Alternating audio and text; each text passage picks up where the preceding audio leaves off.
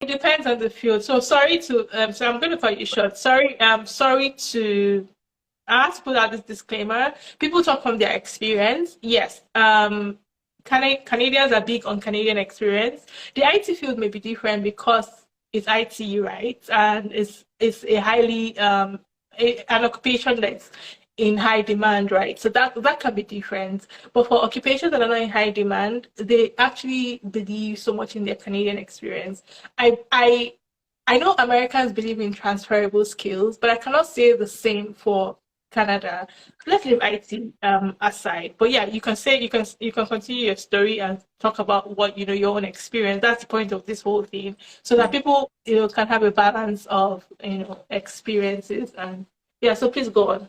Yeah, I just need to correct that notion actually. So I mean, Mm-hmm. I have like a whole lot of people here.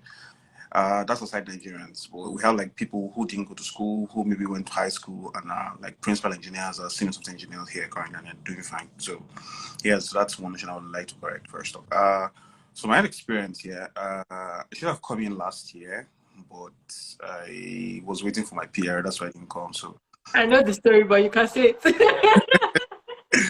so that, I tried to evade that, but long story short, like I mean, it's really possible to actually get a job from. It's possible to get a job from Nigeria, even as a software engineer. Yes, so Sonny is one of the first few persons that I know that got a job from Nigeria, like in Canada. Yeah, got a job in Canada from Nigeria. Yes, but again, Sonny, you are like an outlier. You Yes, are like an outlier because you're in IT. Hello. that's the thing. We have so many software engineers who are not even exploiting this field. That's the truth. Yeah, Mm. we do have a lot of software engineers who are not exploiting it, basically. So, yeah, Expecting what field now, like please? going ahead and applying for applying for the whole express entry or coming in as a PR, like I mean, as I know the UK has like tech experts, like I mean that's technician visa for tech guys. Like I'm pretty sure, like I've heard stories of people like engineers who want to leave and they're like, okay, they don't know how to go about it. So basically, I just tell them to just go do some research or follow some people on Instagram or follow some people on follow. Yeah, you're doing the Lord's work. Yes, That's what you should do. that's And what I hope you're telling them to follow me. Hello. I do actually. I What? I, I do my best. What did you say? I said I do my best. I'm doing my best actually. You didn't tell me that to follow me. You say you're I'm, doing your I'm best. doing my best. Lies. Uh, uh, okay, my story. I think yeah, I would say I would say I'm actually one of the outliers basically because before Oh yeah. I had four offers. I had four offers for, Imagine he had four offers. but Come not think about it. yes. Who has four offers? I had Mm-hmm. so one was from Canada, first off. So I was leaning towards the one in Canada because I was already preparing to come in the first place. So that's why I was actually chatting with them, if you remember. I remember. Yeah, so I got one in the UK too, with a fintech. I got one, is it Swiss? No, not Switzerland. In Germany or so. I think it was an European. There was one that was almost like at the tail end at Netherlands. I just had like an hour interview. Yeah, I think I remember that. Mm-hmm. I think there was one more in there's this place that doesn't the sun doesn't set like that. I'm trying to remember. The song doesn't say. The name of Okay. I think they do royalty music. I really cannot remember. They were four of us basically. So Okay. that's the 3.5 because the last one was more of HR discussion and remuneration and also I'd still say like 3.5. So at that point I was like in a good place. Well, I was like, okay, do I really want to do this? But I think at that point what just happened was I was able to use the three of us to negotiate for what I wanted. So I was literally working in Nigeria remotely for I think about 8 months, running two different jobs at the same time with my current company in Nigeria. And so it kind of made sense. It made sense at that point in time. So yeah, I think for me then I came through the PMP route and it was pretty Okay. strategic. I tell people I wrote IELTS 5 times. People think people ask me reasons why did I have to do that? And yeah, I did it five. Sorry, you tell people that what? I I, didn't get that. I tell people I tell people I wrote IELTS 5 times. That's an English exam. Yes, I know that. Yes. People are like, why did you have to do that? Like, why did you have to do this? So then there were no express entry draws because it was on hold. But I had to look and see, okay, what's currently going on? And I saw that it was only PMP. And PMP had a quota. then. So PNB had like that's Ontario's PNB had like should I say benchmark? You cannot like a point below the express entry point, the CRS score, and that was like I think 468 then. So I had a lot of friends who scored 469, 470, and were not still picked. So it kind of made sense to reduce your score. And we all know that reducing your score with express entry can be very hard, especially if you do well in your English. I was fighting to reduce by 3 points. So that's what's happening. So maybe you do the first time, you get like maybe 474, then you're trying to reduce to 469. It can be very dicey because you wouldn't want to score 6.5. Oh wow. You want to You went for time. exactly. So that's what I was doing. It was more like a permutation and combination kind of thing. So I did that, and yeah, you're correct actually, Wendy. So I did that for a bit, and after writing like 5 times, I got like 2 different. Meanwhile, I was working 2 jobs. I was writing IELTS consistently, and this was done in 1 month. I think a month and a half for this IELTS consistently. I wrote like 2 writings and 3. People will see you balling now. I'm gonna call you short. Sorry. People will see you balling now. And I would say, oh, they'll not see what you went through. They will not So see the that's process. where I want to come in now. Please, sorry to cut you short, Sonny. So that's where I want to come in. What CDG just said just now. She said people will see you balling and literally feel like you didn't put in the work. You just landed in Canada. So it draws me back to your comments when you were saying that you wrote IELTS 4 times. I listened for myself 5 times. You did 5 times. And you also had 4 times. 4 offers. Yeah, I did actually. But then again, you were saying people. You came in and you were saying people that don't just have school certs. They can always work in tech. The notion is, I think we need to equip our people back home for the best and tell them, yes, with what you have, you can be able to secure certain offers, but always aim for the best. I don't know if you're getting what I'm trying to say. Yeah, I get your point. Yeah, because literally you can tell everybody. The question I was having in my head when you were talking was, I'm going to ask you, how come you had 4 offers? 4 offers is big deal. Like, how do you have 4 offers? You must have been outstanding for you to be able to have 4 offers. And then because there are a lot of people like you that went through the process, right? He went through the interview process, right? Understand? Yeah. The interview process actually, but experience. You. So that's what I was trying to say. That experience in your own country counts. So yeah, I'd actually work for Canadian firms here, but we were most likely on contract basis here, even before coming. So it was just more like short term. So there was a time. Yeah, but you cannot consider that Nigerian experience, anyways. If you're working for a Canadian firm, I didn't literally add that to my CV. That's the first thing. I didn't add it. So I wouldn't say I worked there for like 7 months, but I didn't add that to my CV. So what was on my CV was most like Nigerian companies, basically. So I think that kind of counts for something, basically. So it was more. I think it's more of experience. And I want to believe that most Nigerian developers are actually well equipped. So it kind of depends on your orientation, maybe where you have worked in the past, right? We have companies who, like I worked at Andela at some point in Nigeria, and Andela actually helped like shaping our orientation. Like when you work at Andela, you then begin to like see that okay, there's something beyond the Nigerian market, right? So because it kind of helped us shaping our minds because there were programs, the way it was structured in such a way that you're being matched with foreign companies. Yeah. Global companies, yeah. I know Adela. Oh, I love that. Someone is asking you what area of IT are you? Yeah, so you see, you had the exposure, Sonny. Aside from having the experience, the Nigerian experience, you also had the exposure to look beyond just the Nigerian space, right? I did have the exposure, but the thing about it is, in Nigeria, you just don't have to be close-minded. You have to be open-minded because most of these communities exist. Andela itself is a community, basically. So it still exists, right? It's a community that can join. It's not necessary you actually be. It's not compulsory. You are most likely an Andelan staff before you're exposed to like do these communities, and then you have like there's these exposures with there's collaborations with like other companies like Google and all that are free currently in Nigeria that people can actually sign up for. I know Flutter actually does some kind of like stuff like that basically. So it kind of helps you like expose your. It just broadens your horizons. And the good thing about it is even my current job right now, even at Flutterwave, we still have like people who are currently in Canada and are still working. Like, you work for Flutterwave? Yeah, I still do. Oh, I didn't know that. I still do. So right? That's it. Yeah, so people are still here. I have like a whole lot of colleagues who are here, going and are still moving. Basically, are still here. So it kind of makes more sense at this point, right? So yeah, so I think exposure So I can. have a question or two questions for you. What having come you like I said, you're an outlier, you're the big IT boy It's who big. It's just a normal thing. yeah, the big IT boy who came to Canada with like four offers, you had options, so you came here and then you had like a soft landing, so to speak. And what would you say is or was your most challenging um experience like when you landed?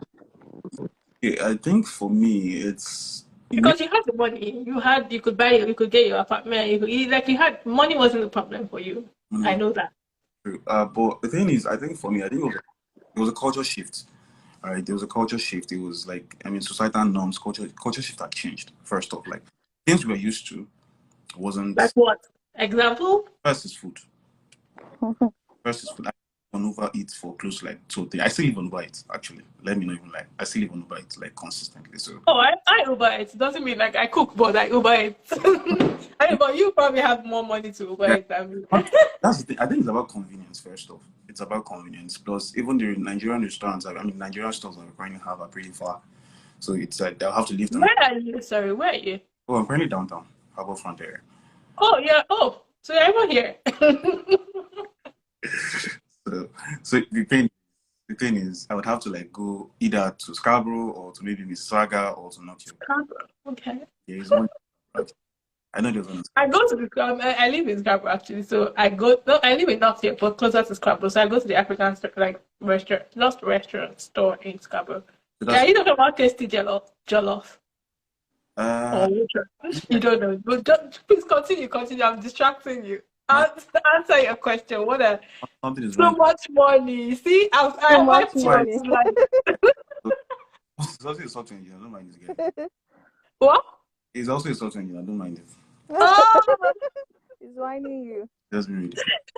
come and join. Though, if you want to say your story, please join. Sorry, yeah. What was the most challenging? Food. I think the societal norms, and then maybe for me, I don't have an issue with making friends. I try as much as I try to make as much friends as I can, but I notice that sometimes it can be very daunting because everybody's being very careful. So that's one thing I noticed. So I Do mean, you work from home? oh yeah, I work from home, but I stay very close to my office. So What do you think about relationship as well? Like getting a relationship? that's the question. I beg to Huh? be fifth. I plead fifth on that. Canadian Huh? market. I plead. I can speak on that. Though. I can speak No, on that. actually, but Canadian market is a different. I think. I, Market? Yeah, UK. the dating scene. The Canadian market. How? Yes. So this is the Canadian market. Oh gosh. And then boys and girls selling themselves in the market. I can speak on that. So let me just say Okay. briefly, like it's I don't know how it is in the UK, but here it's difficult to make friends. How much more like he said, people are being careful. It's also you're busy. Like I'm busy. I'm busy Monday to Fridays, Saturdays and Sundays. I'm also busy. Like I just started this part time that I do on the weekends. So you have to really matter for me to give up my Saturday and Sunday for you. Now, why I think it's also different is you are on I'm on dating apps. I'm on some dating apps. I haven't said that in probably, but yeah, I am on dating apps, and you're chatting with people, and you just see that the values are different. They're totally different. Like I meet and I have not at one point I had to log off the dating. I'm like I'm done. Like I'm not going to continue to face my life, and because the values are just different. You go on a date with a guy and he wants to take you to his home and do whatever the first date. And I'm like, and he's asking you, so why are you on the dating app if you are not willing to do this? And I'm like, well, I indicated on my profile, apparently they don't read that, but yeah, I indicated saying no hookups. I don't want hookups. I Yeah. am not here, I'm not down for hookups. But for them, it's not even a hookup. For them, it's just a normal It's thing. norm. Like, It's a norm. Yeah. yeah. And Yeah. so, how am I going to be one of them literally categorically told me to go to church to go and find somebody. Like he categorically said that. So yes, it is tough here. I don't know about guys. Sonny, please, you can help out. I played the fifth earlier. What did you say? I played the fifth. You played the team. I'm playing the fifth. But I think everyone have their own shortcomings, basically. She said the Oyibo are wild and they can pretend. Oh, But wait, Sonny, why are you playing the fifth? Sorry, I know that you're playing the fifth, but I'm just wondering why you're playing the fifth. Is it that you've had a terrible experience? Is it I that feel so. I feel Sonia has had a bad experience. I wouldn't say I've had a bad experience yet. So I Yes. have really ventured into that. I'm not worthy to give that experience. So that's what I would say. I'm not worthy to give that review right now. So that's why I'm playing. You are not worthy to give the review. Yeah, to give the review. I'm not worthy. Oh, okay. So that's why I'm playing the fifth in this case. Oh, okay, okay. I mean, I respect that, but really, I think it's something that I also talk about. I also have a dating page. I have a lot now.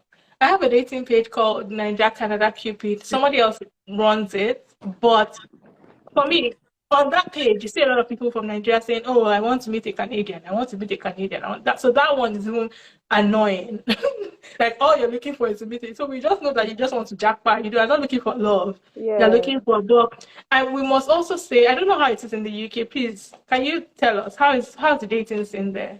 Yeah. So for me, my I have like a relationship, a solid relationship. So I'm not looking for.